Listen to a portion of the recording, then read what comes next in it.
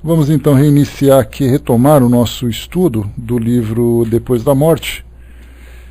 O nosso tema de hoje são dois capítulos, o capítulo 22 e o capítulo 23, da parte do mundo invisível. Vamos falar hoje sobre a evolução perispiritual e consequências filosóficas e morais, do entendimento dessa ação do perispírito dentro dos fenômenos mediúnicos.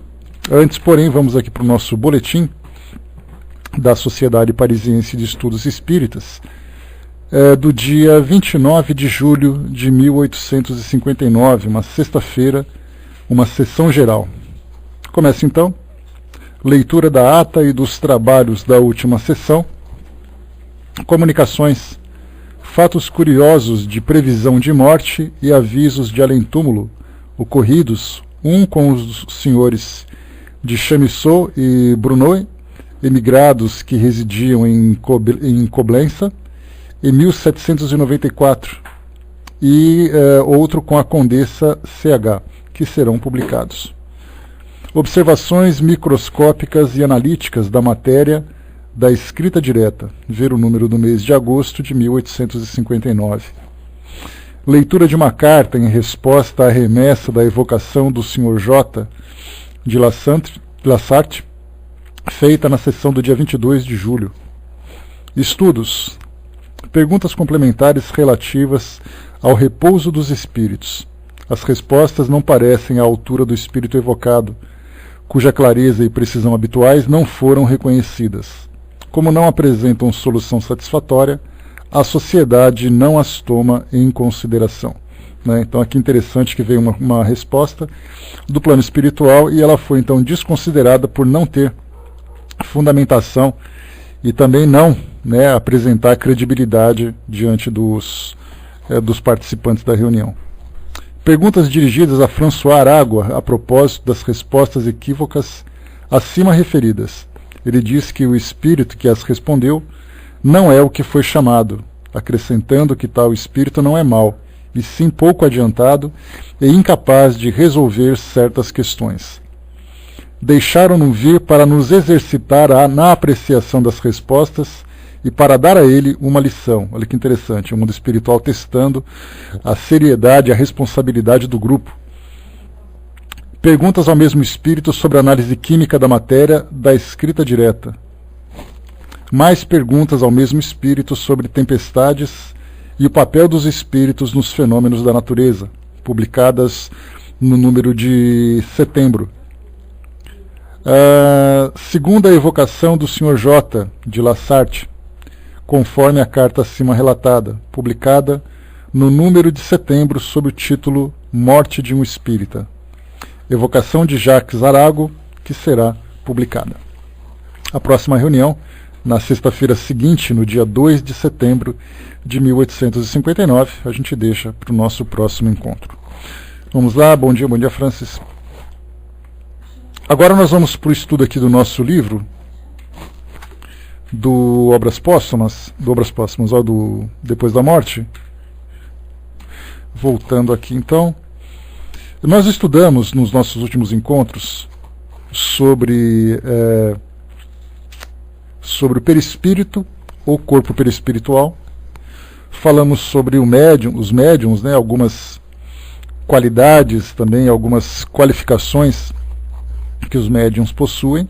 E agora a gente vai para a evolução perispiritual.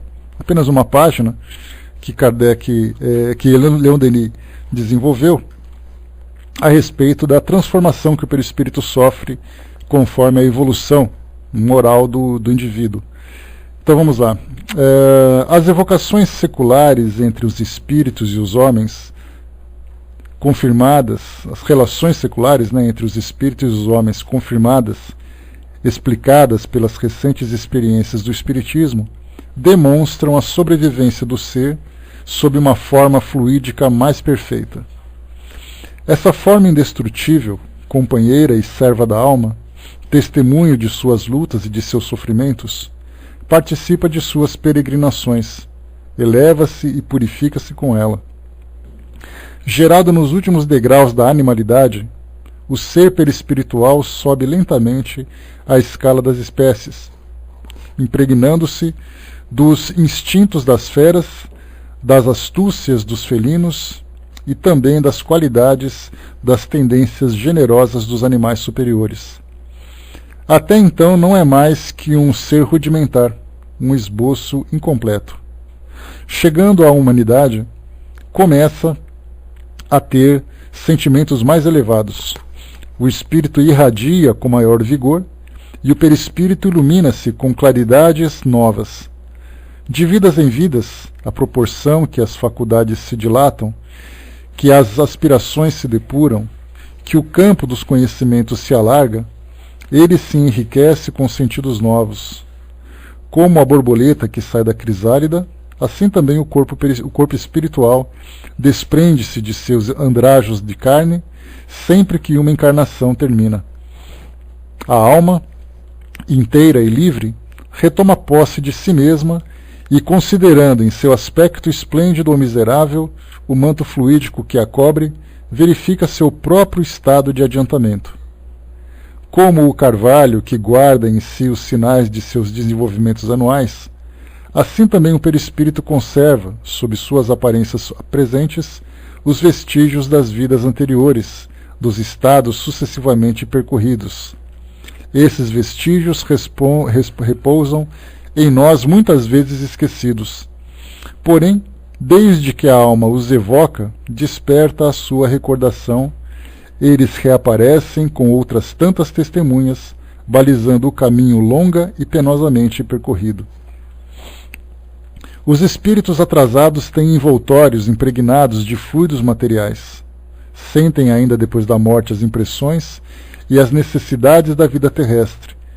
A fome, o frio e a dor subsistem entre aqueles que são mais grosseiros. Seu organismo fluídico, obscurecido pelas paixões, só pode vibrar fracamente e, portanto, suas percepções são mais restritas. Nada sabem da vida do espaço. Em si e ao seu redor, tudo são trevas. Né? Observação interessante de Leon Denis, quando ele fala sobre essa qualidade do perispírito, né? Quando ela se encontra impregnada com fluidos voltados muito mais para matérias, com o chamado de fluidos materiais, como ele disse para nós, faz com que o espírito tenha conexão com as impressões do mundo físico, especialmente ligadas ao seu próprio corpo físico, né? Enquanto que o espírito, que se encontra mais elevado, mais depurado, com menor quantidade desses fluidos materiais, poucos sentem do mundo físico e se encontram mais vinculados, mais conectados com o mundo espiritual. Então, eles não têm apenas a percepção do mundo espiritual, porque a percepção ela começa inicialmente pelas impressões, mas também ela se desenvolve pelo intelecto. Então o espírito, bom trabalho, Miriam, beijo. Então o espírito sabe que ele se encontra no plano espiritual, ele sabe, né, ele pode saber qual é a estrutura do plano espiritual, mas não necessariamente vive as experiências que o mundo espiritual pode viver, principalmente no que diz respeito à liberdade que o espírito desfruta estando nessa condição. Então, somente aqueles que se encontram realmente depurados são capazes de vivenciar de uma forma plena aquilo que o mundo espiritual oferece. Aqueles que se encontram vinculados ao mundo físico estão, portanto, ligados também, ainda que mentalmente, né, mas muito mais fluidicamente, ligados então às limitações do mundo físico, principalmente no que diz respeito às sensações, que para o espírito são sensações bastante desagradáveis, já que ele não pode saciar, né, aqueles seus desejos, como de fome, de calor, né, da dor propriamente dita, e também das suas próprias tendências e viciações. A alma pura, livre das atrações bestiais, conforma um perispírito semelhante a si própria. Quanto mais sutil for esse perispírito, tanto maior força expenderá, tanto mais se dilatarão suas percepções. Participa de meios de existência de que apenas podemos fazer uma ideia. Inebria-se dos gozos da vida superior, das magníficas harmonias do infinito. Tal é a tarefa e a recompensa do espírito humano. Por seus longos trabalhos, ele deve criar para si novos sentidos, de uma delicadeza e de uma força sem limites, domar as paixões brutais, transformar esse espesso invólucro numa forma diáfana, resplandecente de luz. Eis a obra destinada a todos em geral e em que todos necessitam prosseguir, através de degraus inumeráveis, na perspectiva maravilhosa que os mundos oferecem. Então, falando sobre essa evolução do perispírito, fala exatamente sobre essa transformação que ele sofre, não na sua estrutura, mas na verdade na sua depuração. E, consequentemente, quanto mais depurado o espírito se encontra, maior é a sua vivência no plano espiritual.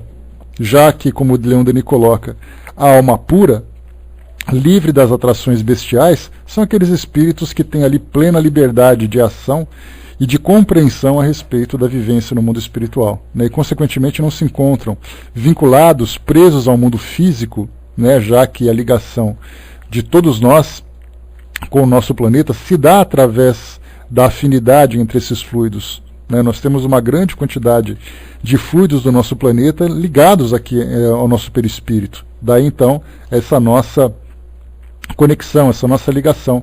A partir do momento em que nós nos libertamos dessas impressões, então nós partimos para mundos que se encontram numa escala mais elevada, ascendendo nessa escala evolutiva, e nós então vamos acompanhando, nos tornando moradores, habitantes temporários desses mundos, até chegar o momento em que nós não estamos mais vinculados a nenhum mundo dessa qualidade física. A partir daí, o que acontece na forma como os espíritos vivem no plano espiritual, nessa condição mais elevada, aí então nós interpretamos como sendo que vivem no espaço, em estruturas que nós não compreendemos e nós sequer conhecemos ainda, O Brás colocou, acho esquisito, a maioria esmagadora não sair da crosta. Na verdade não é tão esquisito, Brás? Porque a compreensão é exatamente essa. Pelo fato de nós estarmos ainda vinculados fluidicamente ao planeta, nós estamos presos a ela. Então nós temos aqueles espíritos que, em desdobramento, por exemplo, ou viagens astrais, ou como queiram chamar, conseguem fazer viagens, muitas vezes até mesmo interplanetárias, para aqueles que têm essa maior facilidade, mas como a técnica ela acaba sendo muito mais influente, muito mais influente do que a depuração moral do indivíduo, ele não tem essa compreensão. Então, na verdade, ele desfruta de uma liberdade sem compreender por que tem essa liberdade. Porque são pessoas de bem, são pessoas valorosas e tudo mais. Então se encontram no mundo físico, mas não necessariamente presos a ele também espiritualmente. Acha que é mais que pelo apego, É que o apego, na verdade, ele é inconsciente para nós, na maioria das vezes, Então, você gosta do mundo, mas pelo fato de viver ainda o egoísmo, pelo fato de viver ainda o orgulho, as viciações, as tendências que o mundo oferece, você acaba ficando vinculado a ele. Então, muitas vezes o espírito não quer. Ele não quer, porque ele quer, na verdade, desfrutar de outros prazeres. Mas é exatamente o desejo desses outros prazeres que faz com que ele fique preso aqui ao mundo físico, ao nosso mundo material. E até mesmo, é uma grande quantidade de espíritos que se encontra presa aqui à crosta mesmo, não vivendo nessas comunidades do plano espiritual, porque se encontram presos, muito mais presos do que os demais. Então são espíritos comuns que vivem essa dificuldade e, consequentemente, sofrem por isso. E é uma experiência que faz parte do aprendizado, porque eles vão aprendendo com a dor, com a dificuldade, e quando entendem por que sofrem, trabalham, se esforçam para poder modificar essa sua conduta, os seus valores também. Então, essa página que nós vimos aqui, a evolução do perispírito, agora nós vamos para o item número 24, consequências filosóficas e morais aqui do entendimento do perispírito, Vamos lá de novo, então. Também é um trecho pequeno, só para a gente compreender. Vamos lá. Os fatos espíritas são ricos em consequências filosóficas e morais. Trazem a solução, tão clara como completa, dos maiores problemas suscitados através dos séculos pelos sábios e pelos pensadores de todos os países. O problema da nossa natureza íntima, tão misteriosa, tão pouco conhecida e o problema dos nossos destinos. Então, dois grandes problemas que a ciência, que a filosofia, que até mesmo que as religiões procuram explorar no decorrer dos séculos, né, a partir do momento em que nós conseguimos atingir um estágio de reflexão, e nós começamos lá, por exemplo, na filosofia dos gregos, que já pensavam sobre isso, sobre essa dualidade dos mundos, sobre essa dualidade dos valores, sobre essa dualidade dos espíritos, né? Aquilo que é bom ou mal, aquilo que é material ou espiritual, aquilo que é destinado ao céu ou ao inferno ou ao Hades, como se queira, né? Então, desde aquela época começavam a se pensar aquelas reflexões, tentando entender exatamente o sentido da vida, o sentido da nossa própria existência. Então, dois grandes problemas. Primeiro, a nossa natureza íntima, ou seja, quem nós somos, de onde nós viemos, qual é a nossa natureza, né? Eu não sei se a gente colocar como milênios, né? Certamente milênios nós temos porque os gregos vieram daquele tempo, né? Viveram há 500 anos, 600 anos antes de Jesus, então nós já temos milênios aí. Mas não passa muito disso, porque quando nós falamos sobre filosofia, a própria história da humanidade já mostra que os primeiros pensadores vieram daquela época dos gregos, né? Não necessariamente de civilizações do passado, que no passado viviam muito mais pelo instinto, né? E pela necessidade, né? de viver o dia a dia. Então nós tínhamos, por exemplo, pensando nos sumérios, que viveram há mais de 6.000 anos, que foram considerados aqui, pelo menos do Oriente Médio para o mundo ocidental, como sendo as primeiras civilizações, na primeira civilização.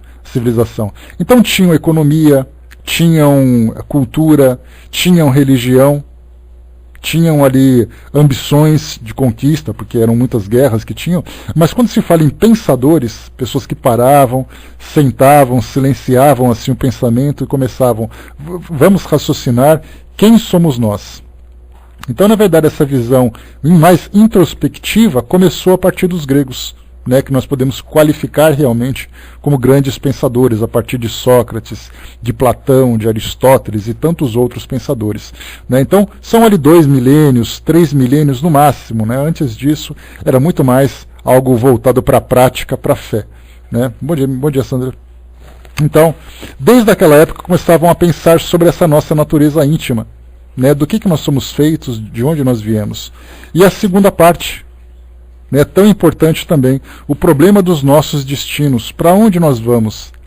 Não apenas como um destino, né, você fala assim, você vai chegar nesse local, mas por que você vai para aquele local, como você vai para aquele local, como você tem que fazer para poder sair, né, daquilo que infelizmente acaba sendo um destino para a maioria de nós pelo fato de fazermos escolhas. Né? Então, por isso, essas duas grandes questões.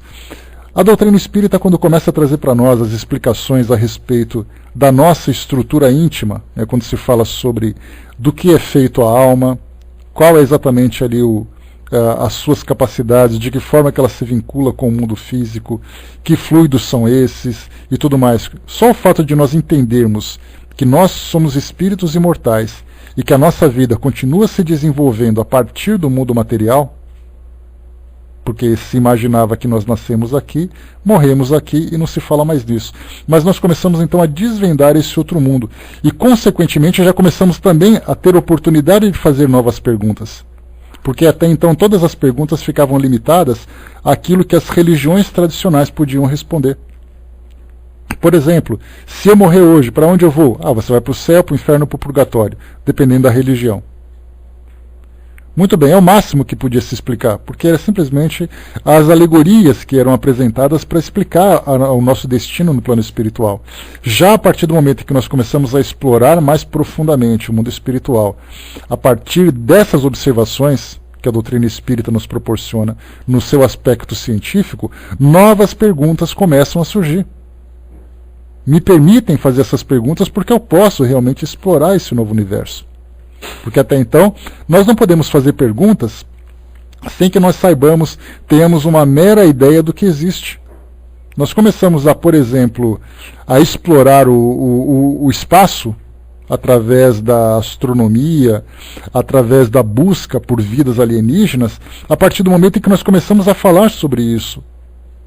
no passado, na década de 50, década de 60, quando começaram a surgir ali os primeiros filmes, as primeiras obras de ficção que falavam sobre vida extraterrestre, ali sim nós começamos a tocar nesse assunto e começamos então a estimular a nossa imaginação. Mas antes disso, nada era possível. Então você não pode falar de alguma coisa que você nunca imaginou. Agora, se eu dou para você uma pista, então você começa a desenvolver esse raciocínio. Hoje nós percebemos, com essa criatividade que a gente tem, com a criatividade que nós temos, e com tanto de estímulos que nós recebemos através dessas obras de ficção, nós fazemos várias e várias perguntas: de onde vieram os alienígenas, quais são os planetas, se eles são bons ou se eles não são, se eles já estão entre nós, e começamos a fazer essas perguntas, simplesmente porque o assunto foi tocado. E do plano espiritual é a mesma coisa. Até então nós só fazíamos perguntas baseado nas informações que nós recebíamos. Quando nós expandimos um pouco mais esse nosso campo de investigação, novas perguntas foram surgindo. A mesma coisa acontecia a respeito, por exemplo, do corpo humano. Até o século XIX, nós não tínhamos muito a que perguntar. Nós voltamos no passado, lá no século XVI, século XVII, quando começaram a fazer os primeiros estudos de anatomia, entendemos a anatomia. Mas e a vida? No caso, a vida microbiológica do nosso organismo. Isso não foi explorado até o século XVIII, século XIX.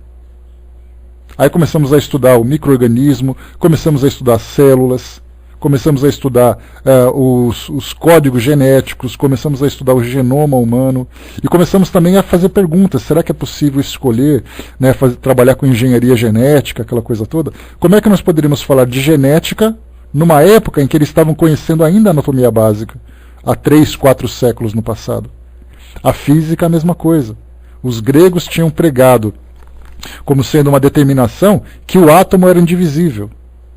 De repente, através das experiências que começaram a surgir a partir do século XX, o átomo não apenas é divisível, como ele pode ser explorado profundamente.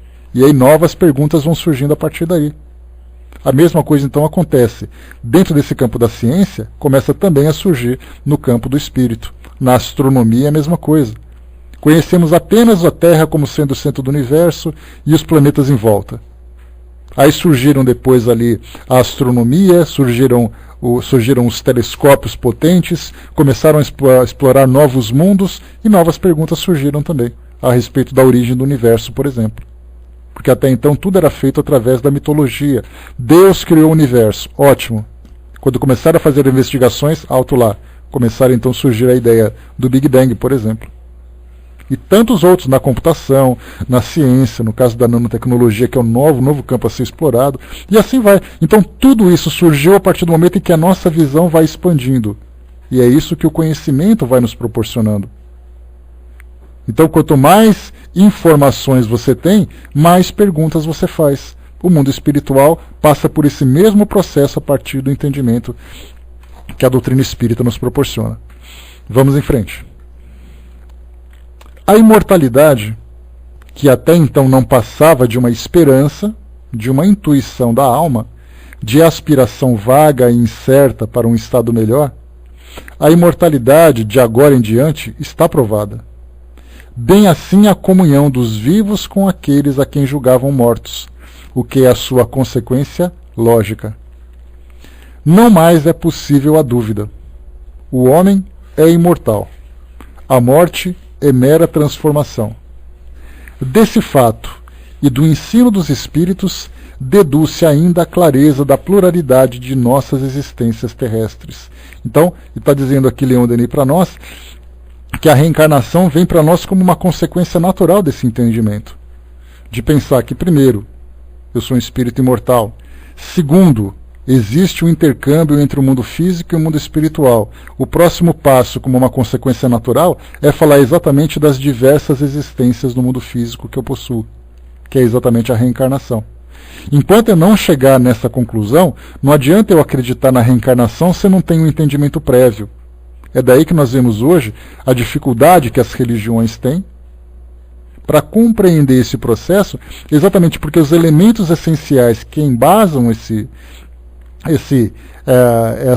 essa lei, vamos dizer assim, ela não foi simplesmente absorvida por essas religiões. Então elas falam, você é imortal, sou imortal. E quando você morre, você vai para onde? Eu vou para o céu e fico por toda a eternidade. Acabou. Aí de repente você começa a entender que os espíritos podem se comunicar. Então eles não estão tão distantes assim como se imaginava. Eles não estão perdidos no universo como se deduzia antes. Eles já estão mais próximos. Consequentemente, eles já podem começar a contar suas histórias, a demonstrar as suas afinidades, as suas tendências. Isso mostra que o vínculo com o mundo físico é muito mais estreito do que se imaginava. Consequentemente, as existências no mundo físico, através da reencarnação, já se torna algo comum, já se torna algo mais compreendido, algo mais palpável. Então não adianta nós queremos impor uma ideia, quando nós temos já ideias enraizadas, ideias cristalizadas na mentalidade das pessoas, se não absorvem aquele ponto inicial. Nós, no caso, que somos espíritas hoje e que nos dedicamos a esses estudos que nós fazemos, não somos espíritas apenas por uma questão de fé, mas nos dedicamos ao estudo da melhor compreensão da doutrina, e isso faz com que as nossas convicções sejam muito mais sólidas, porque nós construímos um raciocínio para poder alcançar esse entendimento. Não é simplesmente assim, você tem que acreditar que é assim. Leon Denis, o Kardec colocou uma das questões capitais para o Espiritismo, que é exatamente acreditar. Deus existe? Tá, se Deus existe, como é que eu posso compreender a existência de Deus? Aí Kardec começa então a nos levar num caminho de raciocínio, de chegar para nós e dizer assim, olha, primeiro, é importante lembrar que não existe causa, né, um efeito sem causa. Se tem um efeito inteligente, tem uma causa inteligente. Começamos a analisar as criações e as criaturas que existem no universo e imaginar quais foram as potências que criaram essas criaturas. Quais as potências ou qual a potência. Então a gente vê que é um raciocínio que ele vai sendo naturalmente construído.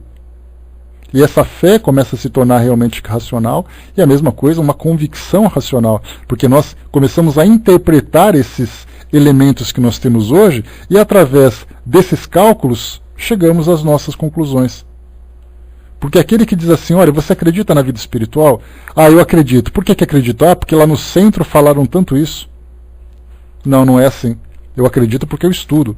Eu leio depoimentos, eu faço análise de comunicações, analiso as circunstâncias em que essas comunicações acontecem, a fisiologia do fenômeno ou dos fenômenos que permitem essas comunicações.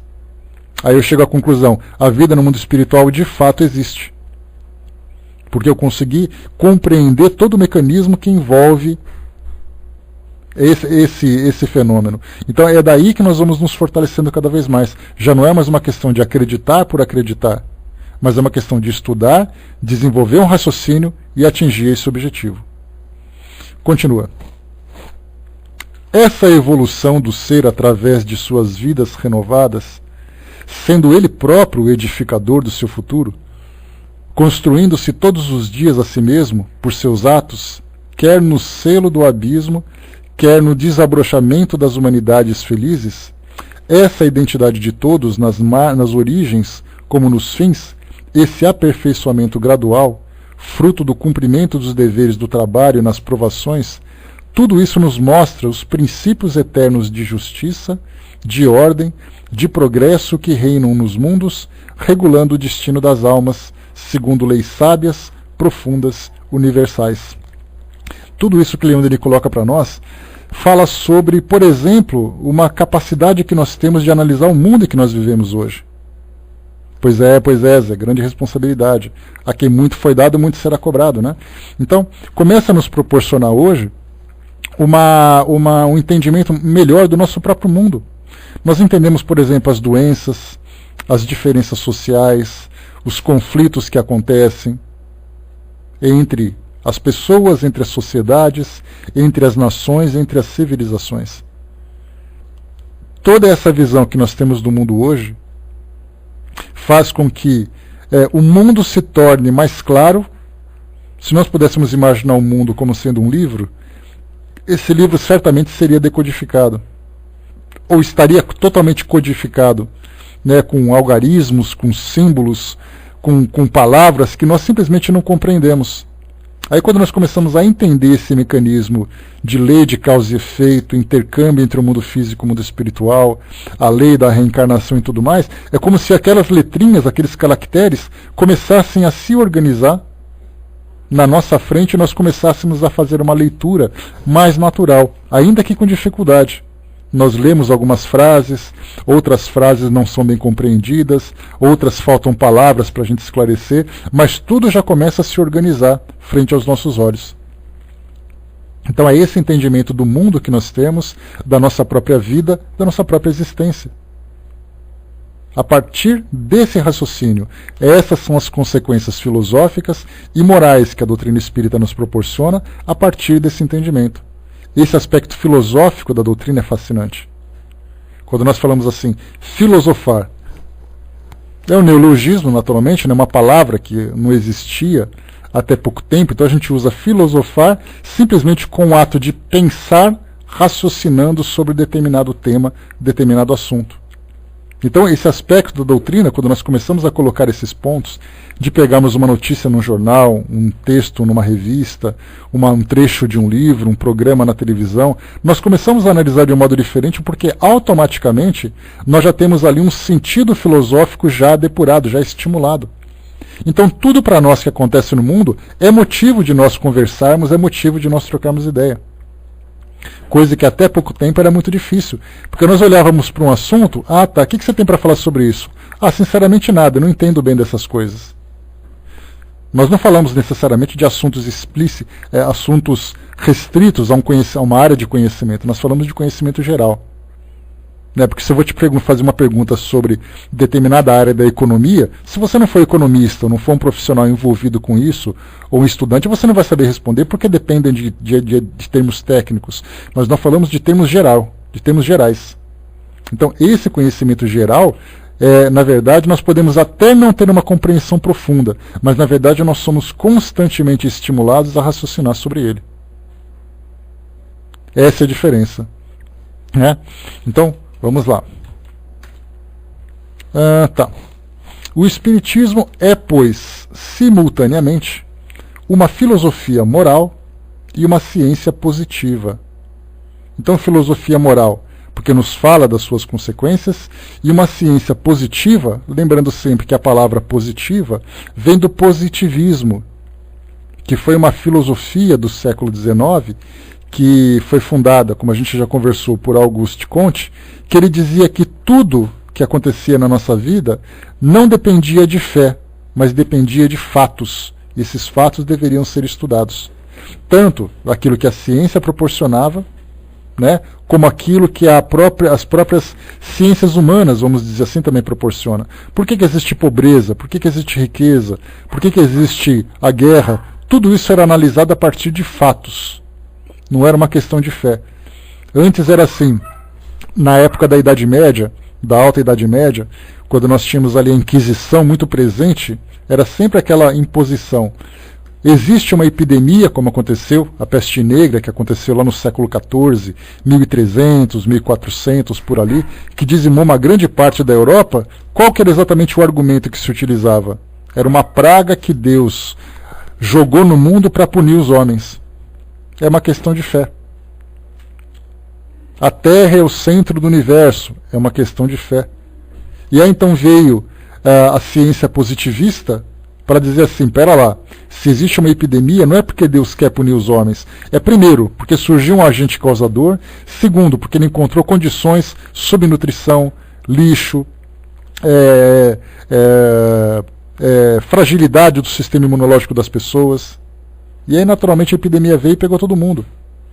Hoje nós temos nas religiões mais tradicionais dizendo que o ebola, essa epidemia que está tendo, essa doença que atingiu características epidêmicas na África e começou já a entrar no Oriente Médio também, na Arábia Saudita. Hoje pela manhã saiu uma notícia dizendo que já foi detectado um paciente com o ebola na Arábia Saudita. Então a gente vê que ela está se alastrando, o Brasil já está em alerta, vigiando já todos os aviões que vêm da África para saber se tem algum paciente com sintoma. Então as igrejas mais apocalípticas já estão dizendo, está vendo, Deus está punindo os homens. Deus está fazendo isso, Deus está fazendo aquilo. E aí então vem a ciência positivista e fala, peraí, onde surgiu essa doença? Em que condições estavam aquelas pessoas? Quais exatamente os recursos que elas tinham para combater essa doença? Então a gente vê que não tem nada disso. Eu me recordo, mais ou menos uns 20 e poucos anos, quando eu frequentava a igreja metodista, né, porque eu fui evangélico pouco tempo, mas eu fui. Então isso lá para 1989, 1990, por ali, para aquela época. E aí então, frequentando a igreja era muito comum, era uma época em que a AIDS estava sendo muito estudada, e aí então a sigla AIDS, né, então na verdade era um termo em inglês que fala da síndrome da imunodeficiência adquirida. Então a AIDS, a sigla AIDS, na época os evangélicos diziam que significava a ira do Senhor. Quer dizer, uma doença que atinge exatamente ali aqueles que na época, né, eram qualificados como depravados sexuais, punição aos homossexuais, aquela coisa toda. Então até a sigla ela era transformada nessa ideia. Então a gente vê claramente aí que era exatamente a ideia, né, exatamente, Brás, né, o Deus vingativo, aquele Deus destrutivo, punitivo, aquele Deus mosaico ainda, bem característico, né, daquela época do Antigo Testamento, né? Então a gente vê que a diferença entre uma fé cega e uma fé raciocinada. O positivismo veio exatamente para colocar assim, para colocar limites nisso, né? E essas condições precárias, Catinha, que a gente vê, é exatamente uma condição social que permite a proliferação dessas dificuldades, né? O Brás colocou, né, um dia raciocinando sobre violência, mortes coletivas e outras coisas, me veio na mente no controle biológico tudo que os predadores, né, o ser humano não tem, né, não tem o seu, a não ser o próprio homem, né? Pois é, na verdade a gente tem ali que, em termos de predadores, o homem está no alto da cadeia alimentar, né? Mas na verdade ele é tão frágil como todos os outros seres. Basta simplesmente vir ali um micro-organismo que provoca essa tragédia toda. Então vemos ali o que é exatamente ali a ciência positivista e a consequência moral. Nesse caso da filosofia moral, nós vamos nos perguntar, no caso, por exemplo, de uma epidemia como a AIDS, o que ela traz como consequência filosófico-moral para a sociedade, para a humanidade? A mudança de conduta, né, a quebra de preconceitos e tudo mais. Isso são consequências morais. E para a ciência positiva, entender quais são as causas, a causa da doença, a sua origem, a sua forma de contaminação, a sua forma de combate, se tem cura, se não tem cura. Quem são os grupos que vão estudar essa doença, tudo isso como consequência, né? Deixa eu ver aqui, né? O Zé colocou, né, o cara, né, me escuta, né? Que eu morro de medo da justiça, né? Trabalhei a vida toda no crime, já tive até preso administrativamente, né? Pesa muito, pois é. E o Brás colocou ontem, né? Estava rindo quando discutiam as maldições do tempo de Salomão. Pois é, cada uma, viu, Brás? A gente vê assim qual é a distância que a gente está ainda da razão, né, em muitas dessas situações. O Leonardo colocou, os evangélicos da Metodista disseram essa besteira sobre AIDS, né, porque os pastores atuais ensinaram errado, né, porque o pastor John Wesley, se estivesse vivo, ensinaria de forma correta. É aquela história que a gente fala, né, Leonardo? Você tem a filosofia, a vivência dessa filosofia depende dos seguidores, que distorcem tudo. Isso não era apenas relacionado com os metodistas, era algo do meio evangélico. Né? Então, assim, quando John Wesley trouxe essa filosofia, ele também tinha suas dificuldades, porque na época em que a Igreja Metodista foi fundada nos Estados Unidos, quando John Wesley veio da Inglaterra, ele trouxe também, por exemplo, o pensamento da Inquisição. Aquele mesmo pensamento que os puritanos aplicavam na época de Salem, quando perseguiam as bruxas. Então, embora esse tipo de pensamento não caberia hoje, mas na época tinham outras filosofias, outras ideias, que eles não queriam se misturar com as ideias mundanas, etc. e tal, né? Então, tudo vai se modificando e se adaptando a partir do momento em que a razão começa a imperar. Enquanto a fé cega for predominante, nós cairemos em situações desse tipo, desde as perseguições do passado até os equívocos desses pensamentos distorcidos da atualidade. Bom dia, Lúcia. Então vamos lá. Cadê para nós aqui onde eu estou? Tá. Então, mais uma vez aqui, o Espiritismo é, pois, simultaneamente uma filosofia moral e uma ciência positiva. Ao mesmo tempo, pode satisfazer ao coração e à razão. Então, primeiro, ao coração quando destacamos o seu aspecto consolador. E razão quando estimulamos a inteligência para a compreensão exatamente sobre a nossa natureza, origem e destino. Apresentou-se ao mundo no momento preciso, quando as concepções religiosas do passado se deslocavam de suas bases, quando a humanidade, tendo perdido a fé ingênua dos velhos tempos, corroída pelo ceticismo, errava no vácuo, sem bússola e, tateando como cega, procurava o caminho.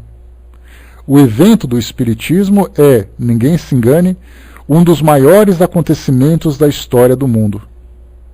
Há 18 séculos, sobre as ruínas do paganismo, agonizante, no seio de uma sociedade corrompida, o cristianismo, pela voz dos mais humildes e dos mais desprezados, trazia, com moral e fé novas, a revelação de dois princípios até aí ignorados pelas multidões, a caridade e a fraternidade humana.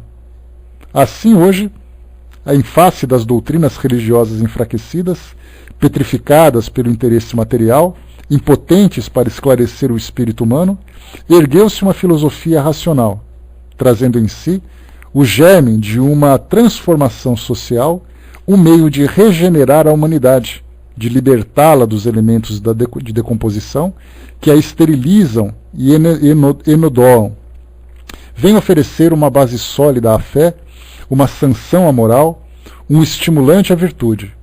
Faz do progresso, o alvo da vida e a lei superior do universo.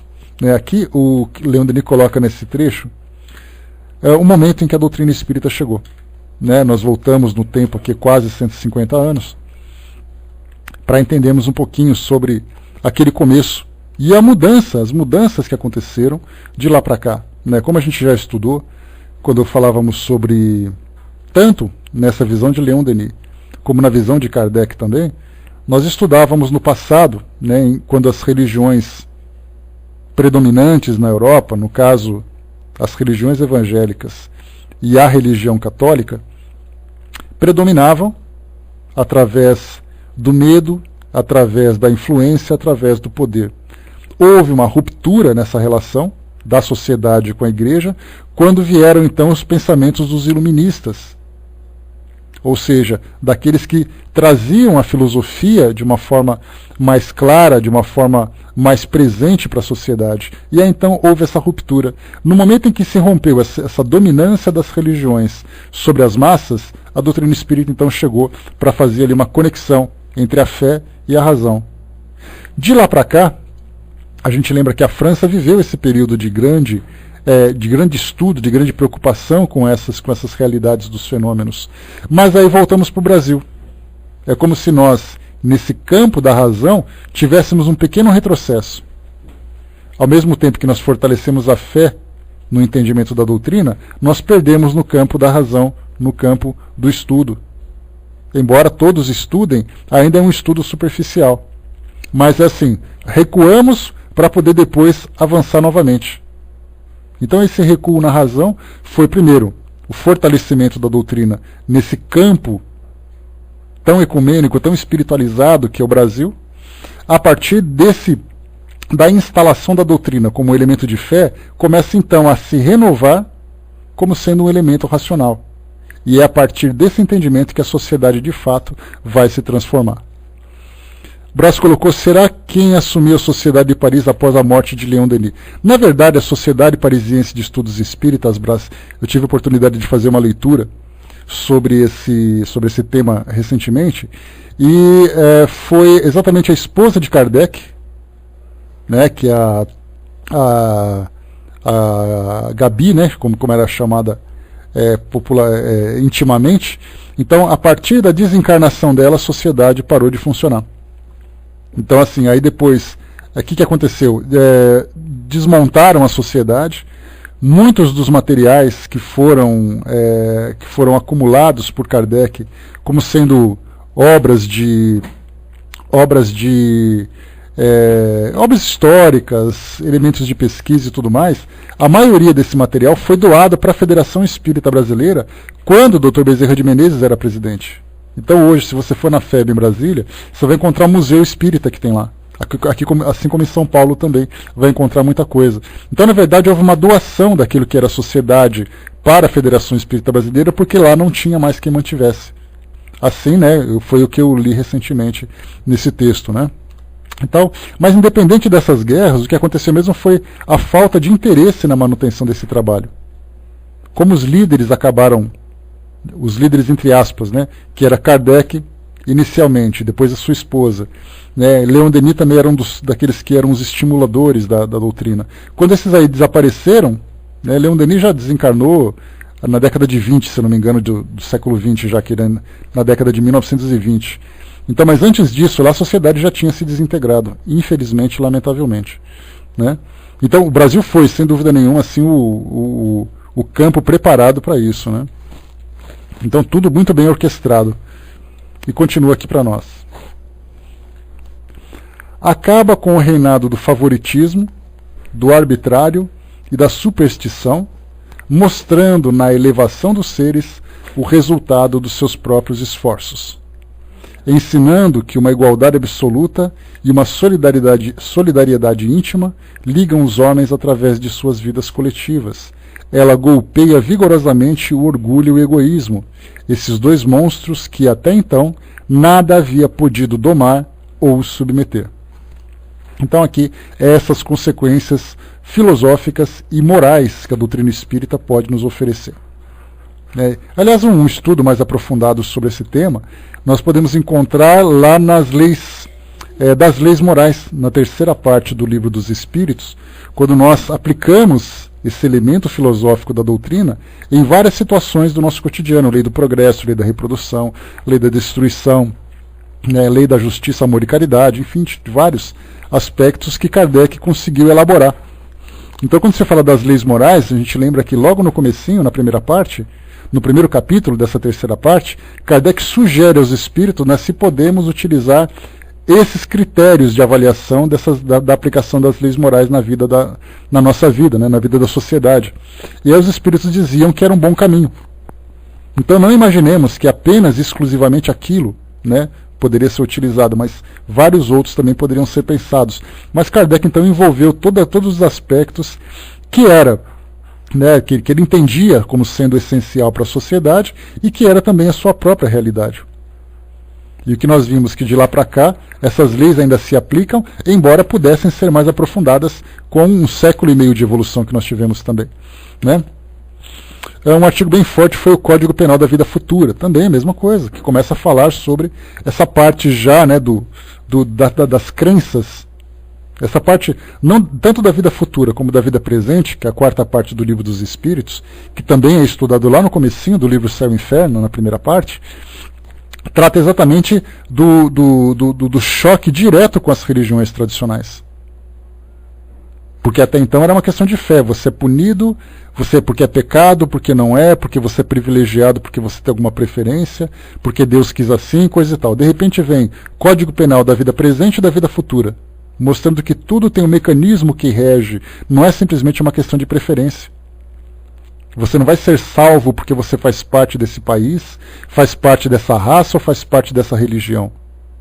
Você não é privilegiado por esse ou por aquele motivo, mas tudo que você vive é uma consequência natural daquilo que você faz. Lei de causa e efeito, tanto positivamente como negativamente. Então esse entendimento do Código Penal também foi assim aquilo que mais impactou com aquilo que as religiões traziam para nós, né? Bateu de frente e bateu forte ainda, Lúcia. O Braz colocou, né, como uma lei tão importante como a reencarnação foi apagada da humanidade por força de uma igreja. Braz, é aquela história que eu já falei para vocês, né, há muitos desencontros, né, há situações muito mal contadas, né, a forma como vem hoje para nós, porque uma mulher mudou a cabeça de um imperador, é uma coisa meio fantasiosa, né? É que tem elementos ali que nós não compreendemos, né, nessa trajetória, desde o início, né, quando a reencarnação era entendida, principalmente pelos judeus né, por um segmento da religião judaica do passado, daqueles que eram os mais tradicionais, falava-se em reencarnação. E aí então depois nós temos interpretações que falam da Bíblia no Novo Testamento, né? Pois é, então, mas é muito mais do que isso, Brasil. Eu não fico só com essa história do concílio, não. Porque veio Deodora, que influenciou a cabeça do Constantino, que depois teve um concílio. Tem muita coisa por trás nos bastidores dessa história, desde da incompreensão do que era realmente a reencarnação, para depois falarmos sobre ela, né, de tudo que se desenvolveu em termos de vivência das religiões junto a esse assunto, da mudança de pensamento. Então, é muito mais coisa do que isso, né? Então a gente já leu o artigo dizendo, porque ela era prostituta, porque as amigas dela ficavam fazendo cobranças, e ela falou para o imperador mudar esse assunto. Isso aí para mim parece história de carochinha, né? Isso é uma coisa muito primária para poder chegar, né? Então, pois é, mas ainda assim a gente não tem nada, né, relacionado com esses concílios, a documentação do concílio, quais eram os assuntos em pauta, como foi feita a votação disso tudo, como era o entendimento antes. Tem muita coisa além disso que a gente não compreende ainda, né? Eu nunca me dei ao trabalho de fazer um estudo sobre isso. Talvez a gente não tenha nem condições de estudar um pouco mais para falar com propriedade, mas o pouco que nós temos hoje, para mim, não é o suficiente, não. Isso não me convence, né? Mas certamente houve essa mudança, né? Mas a pergunta que a gente tem que fazer é, houve um dia em que a religião católica acreditou em reencarnação? Né? Pois, não, teve cassação de papa, mas é muito pouco ainda, Brás. Para ser sincero, para a gente poder fazer um estudo sobre isso, você precisaria ir até o Vaticano, ter acesso ao Museu do Vaticano, ter acesso à documentação que registrou esse concílio, para poder falar alguma coisa. O que a gente tem hoje são informações, artigos que são publicados na internet. Artigos por artigo também posso escrever um e falar um monte de coisa, né? Então a gente sempre tem que fazer isso, fazer uma pesquisa documental, profunda, elaborar uma tese sobre esse assunto. Não ficar pegando essas histórias todas. Contar uma revolução no mundo sobre um pensamento de uma ideia religiosa num artigo de 2 páginas, não basta para mim. É muito pouco. Né, mas vamos em frente, isso aí a gente sabe que houve uma mudança, né? Só precisamos agora tentar entender como isso aconteceu. Vamos em frente. Mas se houve a perda, haverá o resgate, né? Então o importante é que, como eu falei para vocês, ontem mesmo nós falamos sobre isso, ontem mesmo nós falamos sobre isso, que a ideia da reencarnação é uma ideia que está sendo muito disseminada, né? Então é combatida por um, aceita por outros. Então, assim, ela começa a se fazer de novo presente na mentalidade das pessoas, e como nós falamos da necessidade da reforma das religiões, haverá um dia em que tudo partirá do entendimento das vidas sucessivas, né, ou das existências sucessivas. E aí entendendo causa, efeito, consequência, etc. E aí sim as coisas vão se modificar. Vamos em frente. Item número 25, o Espiritismo e a Ciência. Já vimos aqui as consequências filosóficas, né, filosófico-morais. Agora vamos para a ciência. Os fenômenos do Espiritismo, tão importantes por seus resultados científicos e suas consequências morais, não têm sido, entretanto, acolhidos com todo o interesse que merecem. A generalidade do público, depois de uma predileção passageira, caiu na indiferença. Aqui nesse ponto, Leon Denis lembra, nas questões históricas, né, da divulgação do Espiritismo, que no começo todo mundo se interessava, as mesas girantes, pesquisas, combates, investigações e coisa e tal. De repente as pessoas se desinteressaram. Perdeu a graça, vamos dizer assim, né, o elemento fenomênico da doutrina. Aí quando perdeu a graça, a ciência também parou de se interessar. Tanto que nós vemos ali uma lacuna muito grande da época em que nós tivemos ali Gabriel Delany, tivemos William Crookes, tivemos Cesare Lombroso e outros pesquisadores do passado, muitos outros do passado. De repente ninguém mais se interessou. A gente viu que ficou aquele silêncio. O Espiritismo virou uma questão de fé, notadamente quando ele estava já em decadência na França, em ascendência aqui no Brasil, mudou o ambiente, mudou a mentalidade, mudou o panorama e mudou também as características da doutrina. Né? Então, mas de um modo geral, já começava a cair no desinteresse das pessoas naquele país. Mesmo entre os homens da ciência, muitos que nada tinham estudado, nada observado pessoalmente, desdenhando os testemunhos dos experimentadores, declaravam impossíveis e absurdas as manifestações. Ou seja, começavam então naquela ideia do preconceito. Porque isso aí é tudo bobagem, porque isso é exatamente, né, tudo isso é bobagem, tudo isso é fantasia, não sei o quê, sem antes ter estudado.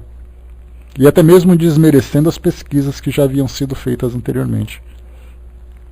Já o dissemos, o homem, todas as vezes enganado, tornou-se cético e desconfiado. Entretanto, esse acolhimento pode parecer estranho, ao menos por parte dos sábios, cuja missão é de supor-se consiste em estudar todos os fenômenos e em procurar suas causas e leis. Mas isso não surpreenderá aqueles que conhecem a natureza humana e lembram-se das lições da história.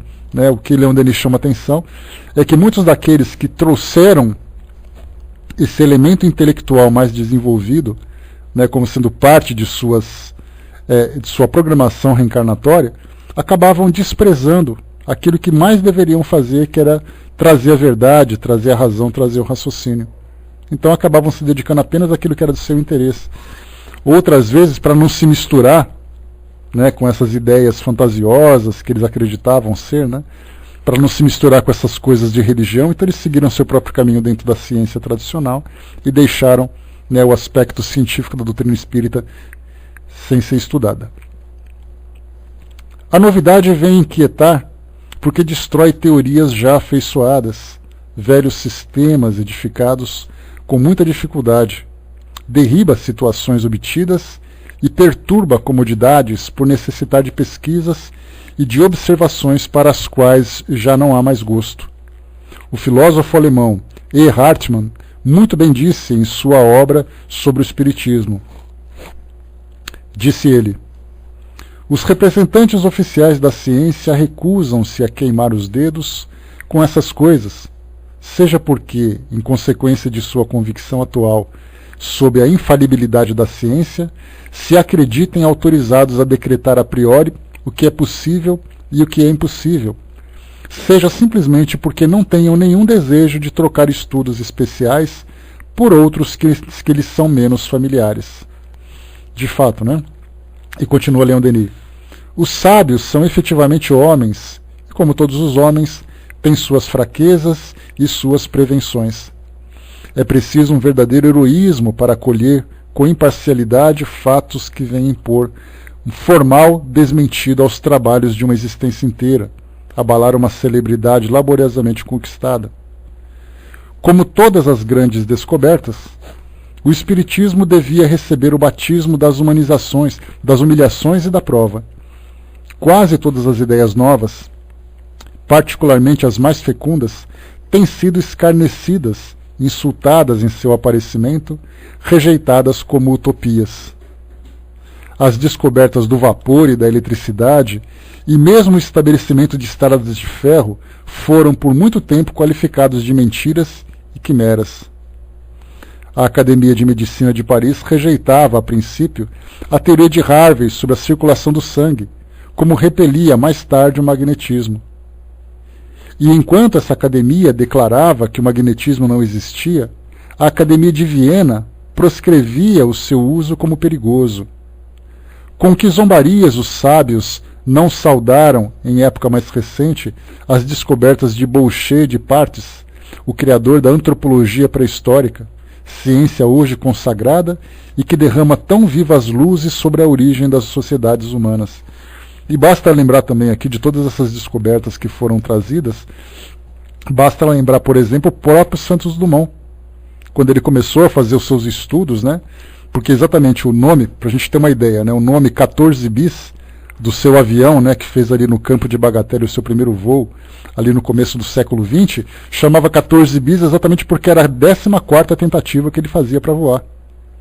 Se por acaso ele não conseguisse, talvez nós tivéssemos um 15 bis ali, né? Mas ele tinha já os dirigíveis, as experiências com balões e tudo mais.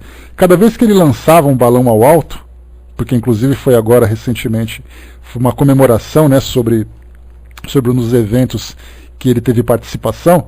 Então, dos balões que ele fazia, dos seus dirigíveis, as pessoas olhavam e chamavam ele de louco, de lunático, de pessoa que não tinha o que fazer da vida. Os irmãos Wright nos Estados Unidos, a mesma coisa. Um pouco antes de Santos Dumont, também faziam suas experiências e também eram taxados de loucos. Que era ridículo querer fazer algum objeto mais pesado do que o ar voar, já que não se conhecia a lei da aerodinâmica. Então tudo isso aconteceu nessas mudanças, né, nessas descobertas. Primeiro houve a ridicularização, depois houve a descrença e depois houve a aceitação.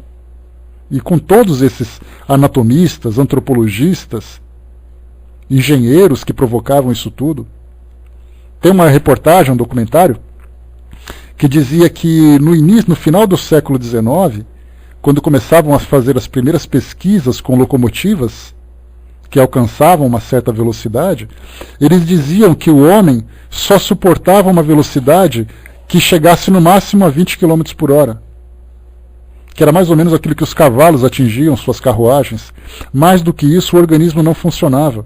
Por isso as locomotivas não teriam efeito. Para que estão criando uma máquina, sabendo que o homem não vai conseguir utilizá-la, porque o seu organismo não suporta? Aí depois de um tempo nós estamos aqui, utilizando essa tecnologia com a maior naturalidade, mas ela foi combatida. O barco a vapor, por exemplo, que foi inicialmente projetado na Inglaterra, não foi aceito pela Academia de Ciência inglesa. Aí esse engenheiro foi para os Estados Unidos e lá ele projetou e começou a fazer barcos. E aí então ganhou muito dinheiro e a descoberta foi tudo para os Estados Unidos e não para a Inglaterra. Olha quantas descobertas foram desperdiçadas. Sem falar naquelas, né, de tantas outras. Na parte da biologia, na parte da medicina, como nós vimos. O Braz colocou, teve uma mudança brusca na Terra na década de 70. Eu lidava com pessoas obsidiadas na cidade. Isso acabou hoje, raramente eu vejo, né? Olha, Braz, interessante, né? Observar que talvez isso fosse uma pandemia, algo mais localizado, né? Uma coisa mais restrita, numa região, num espaço, como Kardec mesmo observou, né? Algumas situações restritas, né? Algumas populações. Né? Então, realmente, a gente não sabe. Se depender das igrejas tradicionais, as epidemias estão acontecendo, né? Porque hajam desobsessões, né? Como tem hoje, hajam descarregos, como tem hoje, né? Bom dia, Sandra. Bom dia, Silvia. Vamos continuar para ver se a gente consegue acabar aqui hoje. Vamos lá. Tá. Todos os que têm querido liberar a humanidade de sua ignorância, revelar os segredos das forças naturais ou das leis morais, todos esses viram erguer-se diante de si um calvário que tem sido embebidos com fel e ultraje. Galileu esteve preso. Giordano Bruno foi queimado. Jesus crucificado. Watt, Fulton e Pupin foram injuriados. Salomão de Caos foi encarcerado entre loucos. Hoje não se prende, não se queima, nem mais se proscreve por crime de opinião. Porém, o sarcasmo e a ironia são ainda formas de opressão. Né? O Giordano Bruno, segundo informações do próprio Leon Denis, Sandra, teria sido encarnação anterior de Allan Kardec. Né? Então, assim, Kardec foi Giordano Bruno, que teve dentro da igreja, né, ele difundia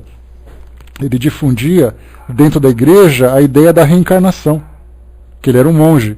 E aí tem um documentário que fala sobre ele, a vida de Giordano Bruno. E aí mostra que por todos os processos que ele sofreu, a Inquisição acabou depois trazendo a excomunhão e tudo mais, depois ele foi queimado pela Inquisição. Na verdade não é a Inquisição que queima, mas é o governo que queima através do apontamento da Inquisição. Né? Então, segundo, né, palavras de Leon Denis, Kardec teria sido Giordano Bruno. Né? Então, olha que interessante. Né? Pois é, então já sabe, né, que sua filha estuda aí numa escola que Kardec teria tido esse nome, né, homenageando uma encarnação anterior de Kardec.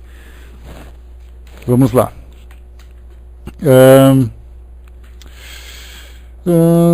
Tá. Por causa da coligação das classes sacerdotais e sábias, certas ideias têm necessitado de uma vitalidade inaudita para se desenvolverem. Mas as ideias, como os homens, né?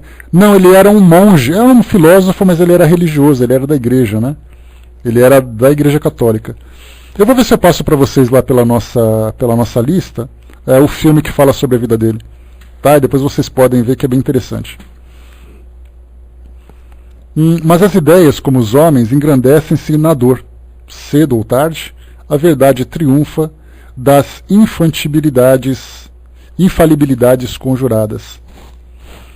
Depois de evocadas essas penosas recordações, depois de conjecturarmos sobre as indecisões sucessivas do pensamento, lembrando-nos do acolhimento feito no passado, as ideias, as descobertas que, centuplicando o poder do homem, asseguraram seu triunfo sobre a natureza cega, depois de termos traçado as reações do espírito de rotina, erguendo-se contra os inovadores, não haverá fundamentos para pedir aos detratores do espiritismo um pouco de paciência e de reflexão antes de condenarem sem exame.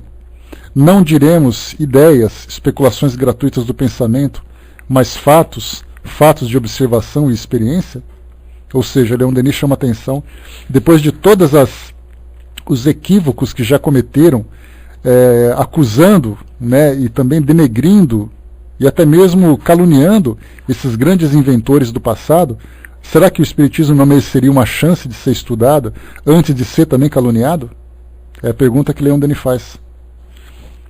Cada passo que se imprime à frente lembra ao homem seu pouco saber. As nossas conquistas científicas não são mais que esboços provisórios, superiores à ciência de nossos pais, mas que serão substituídas por novas descobertas e novos conhecimentos. O tempo presente não é senão uma estação de grande viagem da humanidade, um ponto na história das gerações. A utopia de ontem torna-se a realidade de amanhã. O homem pode gloriar-se de ter contribuído para aumentar a bagagem intelectual do passado. Ninguém deve jamais dizer: o que ignoro ficará sempre oculto. Comparemos o modesto domínio da ciência com o infinito das coisas, com os campos ilimitados do desconhecido, que ainda nos resta explorar. Essa comparação ensinar-nos-á a sermos mais circunspectos em nossas apreciações. Então aqui, finalizando esse capítulo, Leon Denis então chamando a atenção para todos nós sobre a importância da investigação, a importância do aspecto científico, desse espírito de estudo que todos nós devemos ter. Não apenas para nós que abraçamos a doutrina espírita, para que ela não seja abraçada apenas por uma questão de fé, mas para aqueles que não conhecem, que explorem um assunto não simplesmente discriminando por uma questão de fé. Tudo deve seguir uma lógica, e isso serve para a sociedade de modo geral, para a sociedade científica, para a sociedade religiosa, para todos. Isso que é o mais importante. Então, fechando por aqui, pessoal, o nosso estudo de hoje. Nós paramos aqui no item número 26, vamos entrar perigos do espiritismo, né? Falando sobre as experimentações, falando sobre as relações que nós estabelecemos com os espíritos, não apenas na parte técnica, mas também na própria parte moral, nas influências que podemos sofrer por parte do mundo espiritual se não tivermos critérios de segurança para estudarmos, para trabalharmos nessas experimentações. Então, o capítulo número 26, perigos do espiritismo. Bom dia, Dafa, beijo. Então, fechando por aqui, pessoal, o nosso trabalho de hoje, o nosso estudo de hoje. Né? Queria saber aqui um voluntário, né? Brás, você pode fechar para nós, meu amigo? Está disponível para você aí? Estamos aqui sem presseiros de plantão? Beleza. Né? Então eu passo para você, para a gente encerrar aqui o nosso estudo. Né? O importante também nesse trabalho que a gente vem desenvolvendo nesse livro é exatamente isso. Né? Olha quantos detalhes, né, que Leon Denis traz para nós a respeito dos vários pontos que foram estudados tecnicamente por Kardec, mas que Leon Denis coloca um ponto de vista diferente, né, nos ajudando